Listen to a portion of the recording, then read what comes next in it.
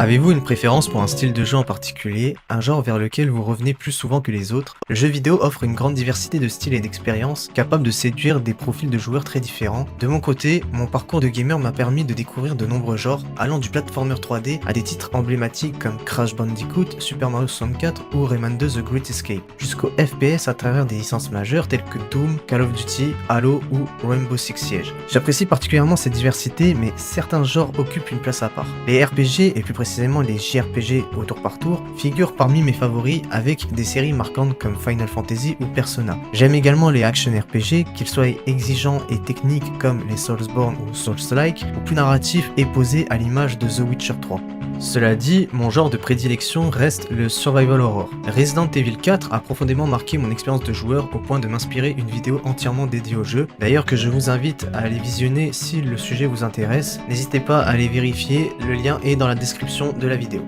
Ce titre a su mélanger habilement horreur et action en mettant davantage l'accent sur le dynamisme et le style, notamment à travers des mécaniques encourageant l'affrontement et la prise de risque. D'ailleurs, si cela ne dérange pas le public japonais et chinois, restons courageusement sur le chiffre 4 et poursuivons. 4つのものから1つ選ぶのは縁起が悪いんだ。5つのものから選ぶのはいい。3つのものから選ぶのもいい。だが4つのものから選ぶと良くないことが起こるんだ。 Cette orientation plus action, flirtant avec le beat'em up et le hack and slash, a d'ailleurs mené à la naissance d'une autre licence culte de chez Capcom, issue à l'origine d'un prototype de Resident Evil 4, et puisque nous avons survécu aux chiffres maudits, restons-y jusqu'au bout et parlons du jeu qui m'a véritablement plongé pour la première fois dans le genre hack and slash.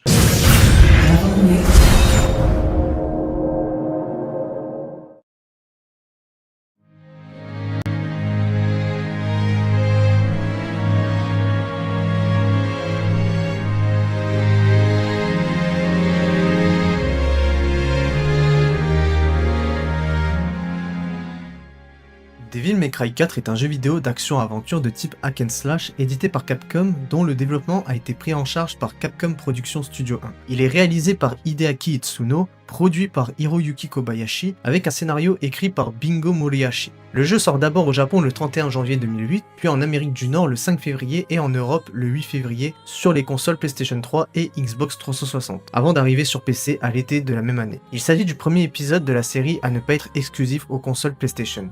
7 ans plus tard, une version remasterisée intitulée Devil May Cry 4 Special Edition voit le jour. Elle ajoute de nombreux contenus et améliorations, dont de nouveaux personnages jouables, des costumes inédits, des cinématiques supplémentaires, un gameplay affiné et des graphismes améliorés en 1080p à 60 images par seconde, ainsi que le choix des voix en anglais ou en japonais. Cette édition sort le 18 juin 2015 sur PlayStation 4 et Xbox One, puis sur PC quelques jours plus tard.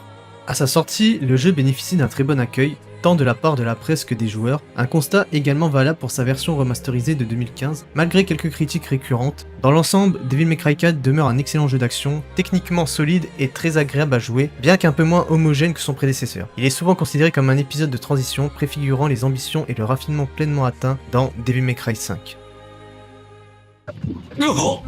Instant anecdote, marrante mais totalement inutile.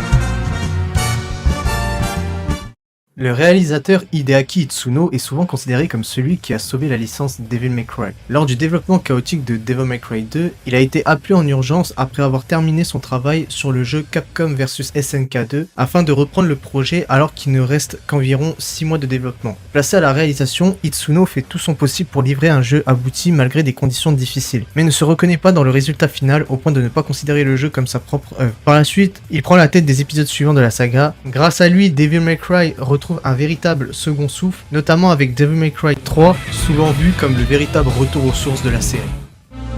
C'était l'instant inutile, mais tout le monde s'en branle.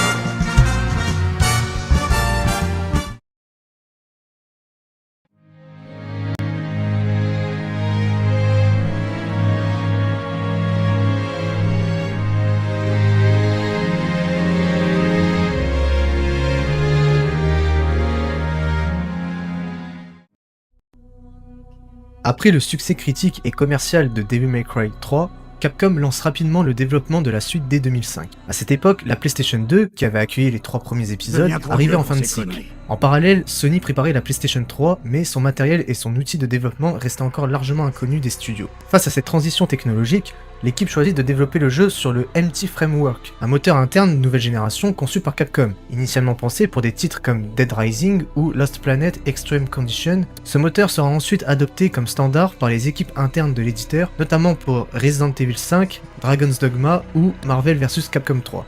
Le développement débute ainsi sur PC, une approche plus ergonomique permettant de travailler efficacement sur les graphismes et le gameplay, tout en laissant à l'équipe le temps de se familiariser avec les nouvelles technologies de la PlayStation 3.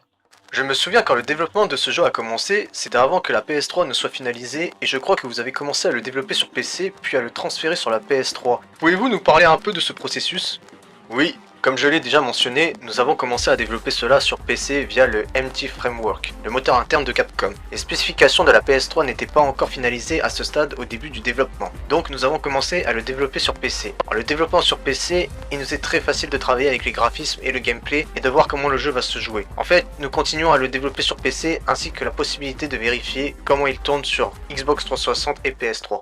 Initialement prévu pour la nouvelle console de Sony, Capcom revoit sa stratégie et opte finalement pour une approche multiplateforme sur les machines de nouvelle génération. Ce choix, jugé naturel par l'éditeur, s'explique notamment par le succès rencontré par la Xbox 360 sur les marchés nord-américains et européens. Lorsque le jeu a été annoncé, c'était une exclusivité PlayStation 3, mais ensuite la version 360 a été annoncée. Est-ce que cela avait été planifié depuis le début ou bien une opportunité s'est présentée ou une décision prise ? Comment cela a-t-il affecté le développement ? Nous avions initialement prévu de le sortir uniquement sur PS3 lors du premier arc de développement, mais pendant le développement, Capcom a annoncé que nous avions décidé d'avoir une stratégie multiplateforme pour les machines de nouvelle génération, et nous avons commencé à le développer pour la 360 à ce moment-là. En ce qui concerne les problèmes ou l'impact qu'il a eu sur le développement du jeu, nous n'avions initialement pas de calendrier pour le sortir sur deux plateformes simultanément. Donc cela a eu un impact sur la quantité de travail à accomplir, parce que nous l'avons développé sur le même moteur. Sur le cadre MT, ce n'était pas le double du travail que nous avions à faire, mais cela demandait probablement environ 1,5 fois plus de travail et 1,5 fois plus de capacité pour tout accomplir. Il y avait quelques changements à apporter et un peu de travail supplémentaire à y consacrer. Cependant, les choses ne se déroulent pas comme prévu lorsque Kobayashi et Itsuno apprennent de leur hiérarchie que le jeu devra être développé pour deux nouvelles consoles tout en disposant d'un budget et d'un temps de développement similaires à ceux de l'épisode précédent. Je ne voulais pas faire DMC4 au début, mais comme il s'agissait de nouvelles consoles, au final on m'a demandé de m'en occuper. Pour moi, c'est le premier jeu avec un plan précis, qui s'est vendu exactement comme prévu. C'était le premier jeu d'action sur une nouvelle plateforme, de nombreux joueurs allaient y jouer. DMC3 était déjà allé très loin en termes d'action, ça allait être difficile de rassembler de nouveaux joueurs en restant sur le même chemin. J'ai donc voulu avoir un nouveau personnage principal, ou encore une scène d'intro avec plein de personnages à l'écran. C'était important d'avoir une scène qui fasse rêver les joueurs sur leur nouvelle console. Nous avons tout calculé dans les moindres détails, et évidemment, il y a eu certains aspects qui n'ont pas plu aux joueurs, notamment les allers-retours dans les niveaux précédents dans la seconde moitié du jeu. Bon, il se trouve que le budget était similaire à celui de DMC3 et développer le jeu de la même manière nous aurait amené à dépasser le budget et le planning. Nous avons relevé le challenge et senti que si l'on combinait ça à un scénario bien ficelé, nous allions pouvoir être capables de créer un jeu fabuleux dans l'enveloppe disponible. Malgré ces contraintes, le jeu sort conformément à la vision d'Itsuno. Cette décision ne pose d'ailleurs aucun problème puisque les ventes se révèlent excellentes et répondent pleinement aux attentes de Capcom. Is opening a new restaurant called the Krusty Krab 2. First of all, congratulations, Mr. Krabs. Hello, I like money. What inspired you to build a second Krusty Krab right next door to the original? Money.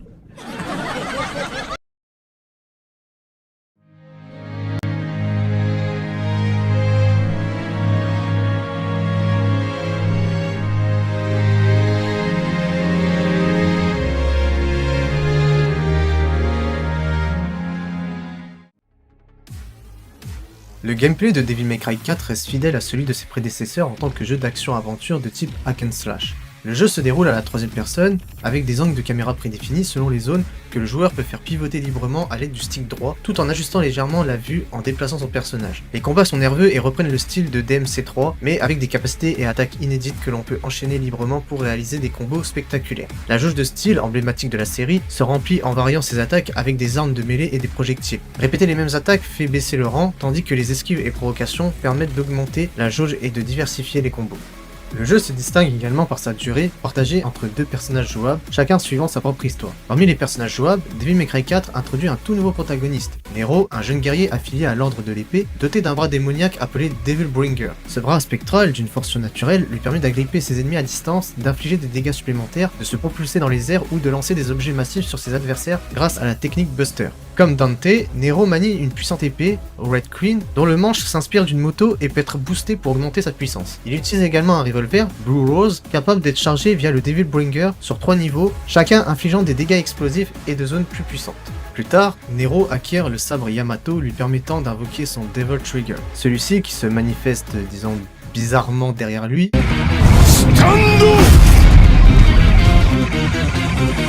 sous la forme d'un avatar spectral, reproduisant et amplifiant ses attaques comme un partenaire presque autonome. Pendant le Devil Trigger, Nero peut également tirer des épées via Blue Rose et bénéficie d'une régénération progressive de sa santé. Contrairement à Dante, Nero ne trouve pas de nouvelles armes au cours de son aventure, mais il développe de nouveaux pouvoirs liés à son Devil Bringer, améliorant sans cesse son style de combat.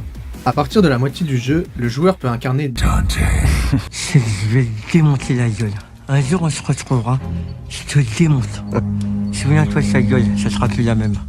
Le légendaire chasseur de démons et héros de la saga. Son gameplay reprend les bases de Devil May Cry 3, tout en gagnant en dynamisme et en nervosité. Dante manie ses armes emblématiques comme l'épée Rébellion au corps à corps, ainsi que les pistolets Ebony et Ivory et le shotgun Koyota. Au fil de son aventure, il obtient également de nouvelles armes puissantes, Gilgamesh, une armure de métal démoniaque pour le corps à corps, Pandora, une mallette aux multiples formes d'armes, possédant 666 armes disponibles, mais que le joueur ne pourra simplement en utiliser que 7. Et Lucifer, un bras démoniaque capable de générer d'innombrables épées surpuissantes, flottantes ou lancées avec un impact explosif. D'ailleurs, ça m'a toujours fait triper comment Dante flex avec Lucifer quand il l'utilise pour la première fois.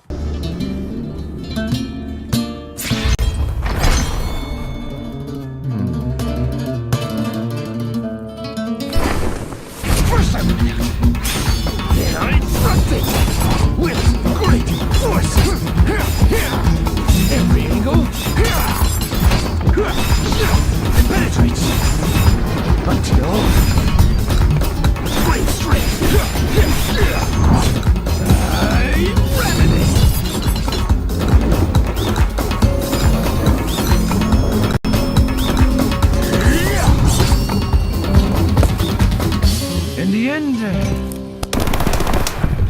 we are all satisfied, and you are set free.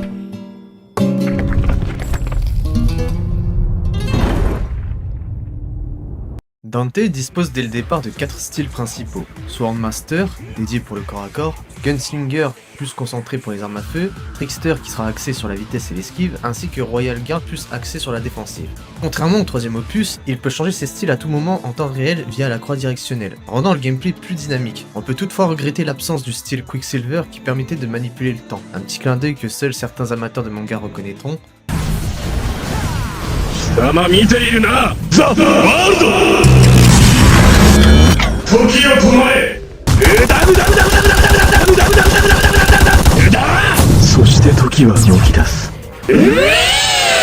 En fin de jeu, Dante obtient le style Dark Slayer, lui permettant d'utiliser directement le katana Yamato. Comme Nero, il peut activer son Devil Trigger, prenant une forme démoniaque qui augmente sa force, sa vitesse et sa résistance, tout en régénérant progressivement sa santé. Le gameplay de Devil May Cry 4 s'inscrit dans la continuité de ses prédécesseurs. Tout en apportant un vent de fraîcheur à la saga, cela se ressent particulièrement avec Nero, dont le style de jeu se distingue de celui de Dante.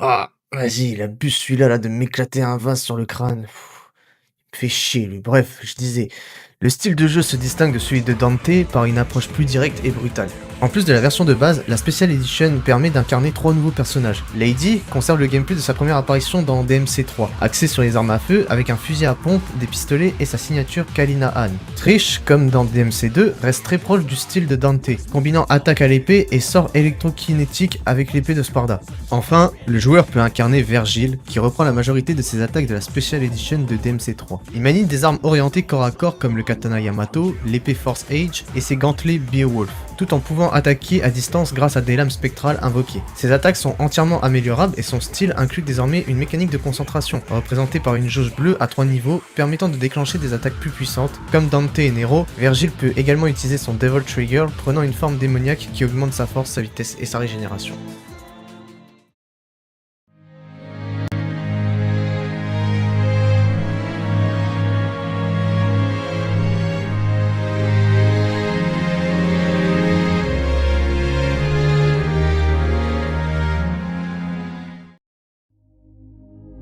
Parlons maintenant de l'esthétique globale du jeu et de la conception des niveaux, tels que pensés par les créateurs pour l'expérience du joueur. Devil May Cry 4 se déroule sur une île isolée nommée Fortuna, habitée par une communauté religieuse vouant un culte au légendaire chevalier noir Sparda, connu sous le nom de l'Ordre de l'Épée. Au sud de l'île s'étend la ville principale, marquée par une architecture forte mêlant gothique baroque, fantaisie sombre et stylisation japonaise, avec une emphase sur le spectaculaire. L'inspiration puise dans une Europe médiévale et renaissance fantasmée, notamment l'Italie et l'Europe centrale, visible à travers les places publiques, les arcades et les façades en pierre claire. Les décors sont dominés par d'imposantes cathédrales, des statues monumentales, des fresques et des symboles liturgiques détournés. Fortuna s'apparente à une théocratie où l'architecture impose la crainte, affirme l'autorité et écrase l'individu par sa grandeur. Tous les habitants, y compris les enfants, appartiennent à l'Ordre de l'Épée, qui régit chaque aspect de leur vie. Cette cité est pensée pour servir des thèmes centraux tels que la foi, l'ordre, le fanatisme et la corruption. L'île de Fortuna abrite des environnements variés et distincts. Au nord, le pic Lamina est une chaîne de montagnes enneigées avec un vaste réseau minier et un petit village, où se trouve la première fausse porte de l'enfer gardée par Bérial, un immense démon centaure, Léonide, issu de l'enfer du feu. Au sommet du pic s'élève le château de Fortuna, majestueux et légèrement inquiétant, rappelant le château de Malais dans le premier jeu, avec ses tours, créneaux, cathédrales, couloirs étroits, grandes salles cérémonielles et escaliers en spirale. Le château comprend plusieurs pièces, un cimetière et une cour centrale où se trouve la deuxième fausse porte de l'enfer, protégée par Bael, un démon de glace en forme de crapaud. Mais ce qui distingue vraiment le château, ce sont ses souterrains, abritant un immense laboratoire dirigé par Agnus, le chef alchimiste de l'Ordre de l'Épée, où il crée des démons appelés Angelos. Si ça c'est pas un château tellement Resident Evilesque. Encore. Ça fait beaucoup là, non? Derrière le château s'étend la forêt Mythis, une zone boisée ancienne et mystérieuse accessible depuis les chutes de Foris. Elle renferme d'anciennes structures liées au culte comme une cathédrale et des sanctuaires, ainsi qu'un labyrinthe connu sous le nom des Bois Perdus, avec un totem central et 4 sorties possibles. Plus loin se trouve la tanière du troisième boss, Edkina, un démon serpent végétal à tête de dragon, gardant elle aussi une autre porte de l'enfer. À l'est de l'île, derrière la forêt, se dresse le quartier général de l'Ordre de l'Épée, une forteresse gigantesque construite au-dessus de l'océan. Reliée à la grande cathédrale, le complexe abrite des salles solennelles, des bibliothèques, des laboratoires et des zones interdites truffées de pièges, réparties en 2 parties reliées par un pont soutenu par des arbres démoniaques dont les racines plongent dans la chambre d'Agnus. Au cœur de la citadelle se trouve la statue gigantesque du Sauveur, un démon à l'effigie de Sparda, conservé dans la chambre de Lavent. La question se pose, comment le level design de Devil May Cry 4 s'articule-t-il autour de sa direction artistique? Ah oui, Jamy! Le jeu est semi-linéaire, construit comme ses prédécesseurs autour de missions alternant exploration, puzzle et arène de combat. On y incarne Nero, nouveau protagoniste, et Dante, chacun ayant une moitié de la campagne avec une approche légèrement différente. Chaque niveau exploite fortement la verticalité et la mobilité des personnages avec plateformes, sauts et environnements multiniveaux. Les arènes de combat sont conçues pour être spectaculaires et lisibles, mettant en avant le skill du joueur et le style des combats. La majorité des niveaux favorise le gameplay de Nero, car son Devil Bringer est au cœur des phases de plateforme et rend les combats plus nerveux et accessibles. Les passages avec Dante sont souvent des zones recyclées, légèrement modifiées, un choix dicté par le budget et le temps de développement limité, comme l'a expliqué Hideaki Itsuno. Les puzzles restent simples mais efficaces, servant le rythme et la fluidité de l'action. Le bestiaire est varié et complémentaire au système de combat. Des ennemis classiques et simples comme les Scarecrow, Basilix ou Cutlass, rappelant les mécaniques de Devil May Cry 1. Des ennemis plus robustes comme les Bianco et Alto Angelo, Chimeria Seed ou Blitz, qui exigent davantage de skill. 8 boss variés dont la moitié se combattent avec Nero puis Dante, offrant des confrontations spectaculaires et mémorables. Dans l'ensemble, le level design et le bestiaire servent à mettre en valeur le gameplay, la verticalité et le style visuel du jeu, tout en renforçant l'identité gothique et spectaculaire de Fortuna.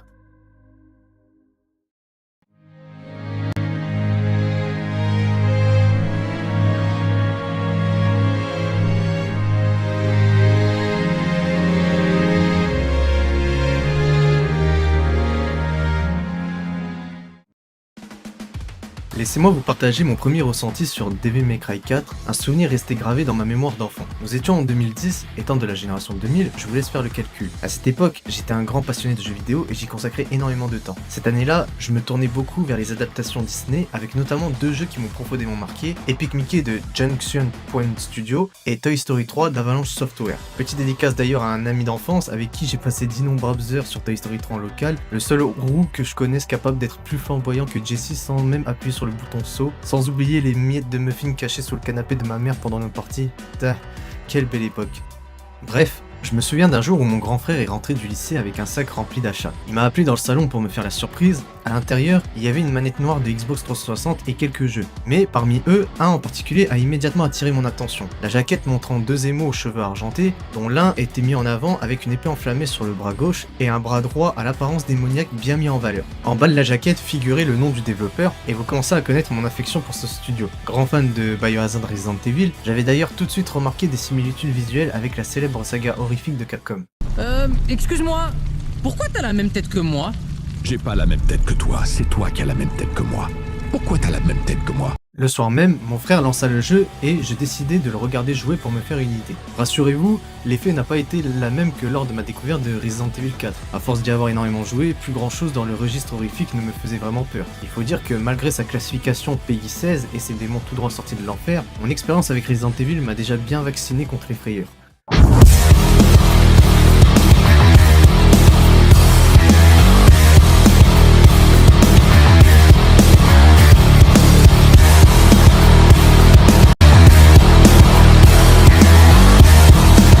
Le jeu se lance et s'ouvre directement sur une cinématique d'introduction portée par des sonorités orchestrales et industrielles, installant une atmosphère de mystère et de tension. On sent progressivement monter quelque chose de dangereux et d'inévitable, comme si l'on pénétrait dans un monde corrompu à la frontière entre le sacré et le démoniaque. La scène nous fait suivre Nero, qui se précipite vers l'opéra où l'Ordre de l'Épée organise une cérémonie, Kiri, son love interest,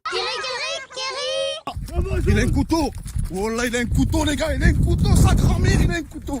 et ouvre l'événement avec une chanson devant le public. En chemin, Nero affronte plusieurs démons, les élimine puis arrive juste à temps pour entendre la fin de la prestation de sa bien-aimée. Le grand prêtre, Sanctus, invite alors l'assemblée à prier. Agacé, Nero s'apprête à partir lorsque son bras droit se met à briller de manière inquiétante. C'est à cet instant que Dante fait irruption et abat Sanctus d'une balle en pleine tête. Oh, ce headshot à 280 mètres, le mec était en train de monter! Oh là là là là là là! Oh putain! Oh, il est magnifique! Et wow, cette scène m'avait déjà complètement bluffé, la mise en scène très théâtrale faisant monter la tension de manière remarquable, et que dire du moteur du jeu, le MT Framework, qui m'avait littéralement époustouflé, déjà qui m'a mis une énorme claque graphique sur Resident Evil 5, mais associé à la direction artistique de Devil May Cry 4, le résultat était tout simplement éblouissant. Suite à cela, Nero attaque Dante, déclenchant le premier combat du jeu. Le gameplay se met alors en place à travers un tutoriel simple, parfait pour prendre en main les commandes. Mon frère poursuit ensuite son aventure et, en le regardant jouer, j'étais émerveillé par un gameplay bien différent de Resident Evil. Plus fun, plus cool, plus décalé et surtout très stylé. Un jour, je me décide enfin à lancer le jeu sur mon propre compte Xbox et je suis immédiatement emporté par sa jouabilité tout simplement incroyable. Je passerai sur les détails du gameplay déjà abordés plus tôt dans la vidéo, mais rien que la prise en main de la manette sur DMC4 était totalement jouissive, à tel point que j'ai terminé le jeu des dizaines de fois sans jamais m'en lasser. Un titre que je considère comme l'un de mes favoris et qui par hasard porte lui aussi le chiffre maudit pour un jeu de chez Capcom. J'espère que le public japonais et chinois ne m'en voudra pas. Instant anecdote, marrante mais totalement inutile. Dans ma vidéo sur Resident Evil 4, j'avais mentionné qu'il existait une version mobile adaptée pour iPhone. Et bien sachez que DMC4 ne déroge pas à la règle, puisqu'il a lui aussi eu droit à un portage sur iPhone sorti aux États-Unis le 3 février 2011 puis au Japon le 1er novembre 2012. À sa sortie, Nero était le seul personnage jouable, mais après quelques mises à jour, Dante a été ajouté. Le jeu reprend la même histoire et les mêmes fonctionnalités que le jeu original, mais avec des graphismes et des détails des lieux simplifiés au point que ça devait littéralement cramer la rétine à l'époque. J'ai jamais eu l'occasion d'y jouer, mais c'est quand même sympa d'avoir un Devil May Cry sur mobile. Pour les amateurs de jeux mobiles, je recommande aussi Devil May Cry Peak of Combat, disponible dans sa version complète sur iOS et Android depuis le 10 janvier 2024, développé par le studio chinois Nebula Joy en collaboration avec Capcom. Il reprend les concepts classiques de la série, combat dynamique et stylé, histoire originale, mode solo et multijoueur. Le jeu inclut également un système de progression façon gacha pour débloquer et améliorer personnages et équipements, même si pour ma part, je ne suis pas très familier avec ce type de système. Après bon, vous faites ce que vous voulez avec votre argent, moi ça ne me concerne pas. C'était l'instant inutile, mais tout le monde s'en vante.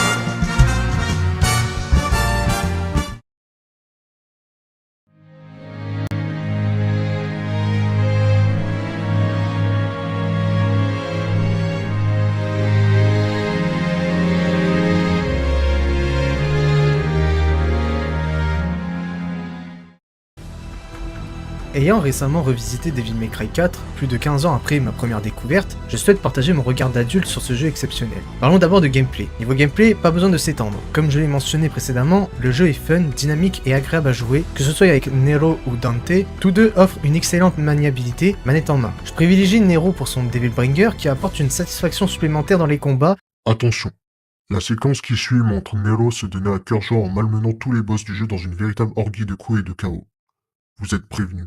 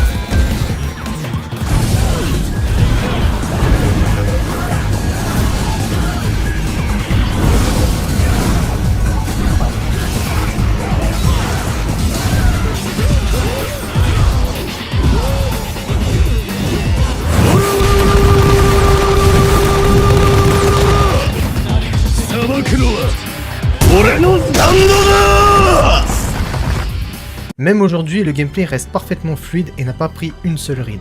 Parlons maintenant du level design. Idem, ne nous attardons pas sur la conception des niveaux. Le level design fonctionne bien sans vraiment se démarquer des autres épisodes de la saga. La progression est linéaire avec de vastes zones de combat offrant plusieurs possibilités pour engager les affrontements. Un petit bémol pour la campagne de Dante qui nous fait revisiter des passages déjà parcourus avec Nero.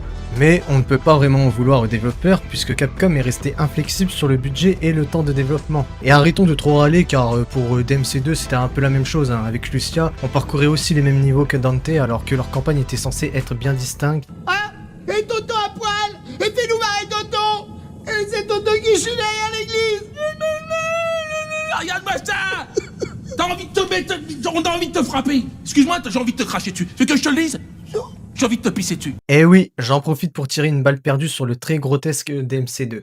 Pour le game design, le jeu suit la même logique que ses prédécesseurs. Tous les items et compétences s'achètent à la boutique de la statue de la déesse du temps grâce aux orbes, obtenus en vainquant des ennemis ou en accomplissant des missions. Une exception, certaines compétences s'achètent avec les âmes fières, une nouvelle monnaie du jeu que l'on gagne en accumulant des points de style pendant les missions. Ces points permettent non seulement d'acheter mais aussi d'améliorer les styles de combat. Ils peuvent également être récupérés en vendant des capacités déjà acquises, offrant ainsi plus de liberté dans le choix de son arsenal. A noter qu'à la différence de Nero, Dante acquiert au fil de son aventure de nouvelles armes, renforçant son équipement et lui offrant davantage de compétences à améliorer. Terminons maintenant à propos du scénario, et je passerai du coup le bestiaire étant donné que je l'avais déjà abordé dans la partie précédente. Donc pour ce qui est de l'histoire du jeu, celle-ci est prenante, mêlant épique et drame dans un univers gothique et inquiétant. Autour de thèmes comme l'amour et la découverte de soi, on suit Nero, jeune chasseur de démons, dont le but est de protéger sa ville et sa bien-aimée Kiri contre l'Ordre de l'Épée, une organisation corrompue cherchant à s'approprier les pouvoirs démoniaques de Sparda pour asservir Fortuna sous couvert d'une fausse croyance religieuse. Parallèlement, Dante, le légendaire chasseur de démons, intervient pour contrecarrer leur plan.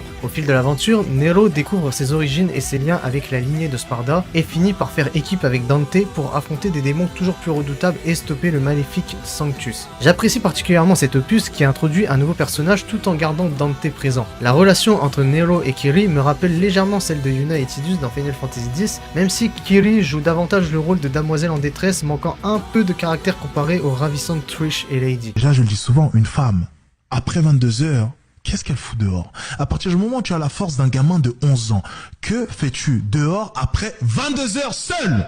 Non, plus sérieusement, malgré cela, le scénario est très bien construit et aborde des thèmes qui me conviennent parfaitement. Aujourd'hui, le cinéma, c'est vendre des pop-corn. C'est pas la qualité du film, c'est combien de personnes vont venir le voir, et donc combien de litres de coca, combien de pop-corn et combien de Haribo.